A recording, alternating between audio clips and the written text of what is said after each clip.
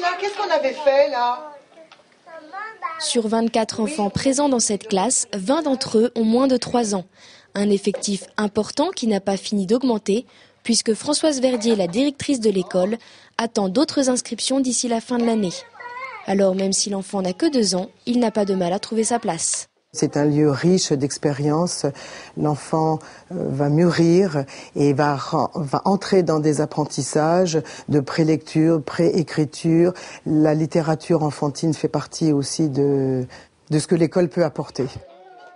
Des conditions d'accueil restent malgré tout bien spécifiques. L'aménagement des locaux doit répondre aux exigences de propreté. L'aménagement du temps, quant à lui, doit répondre aux besoins physiques et affectifs des enfants. Une adaptation nécessaire, donc, qui demande plus de personnel et dont dépend l'épanouissement de chaque enfant.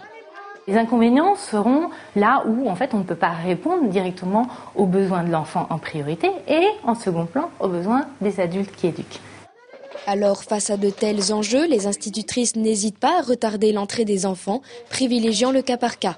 Pour Françoise Verdier, qui exerce ce métier depuis 37 ans, un temps d'échange avec les parents le matin reste un moment privilégié pour comprendre l'attitude des enfants. La scolarisation de ces enfants de 2 ans, il ne faut jamais l'éloigner de cette notion de plaisir. Scolariser un enfant de 2 ans, c'est le séparer de sa maman, et savoir se séparer de sa maman, c'est aussi grandir quelque part, c'est un pas vers l'autonomie. Entrer à l'école maternelle à 2 ans, c'est savoir entrer dans un groupe. L'accompagnement de ces enfants reste une préoccupation de l'éducation prioritaire, l'essentiel étant de répondre au mieux à leurs besoins.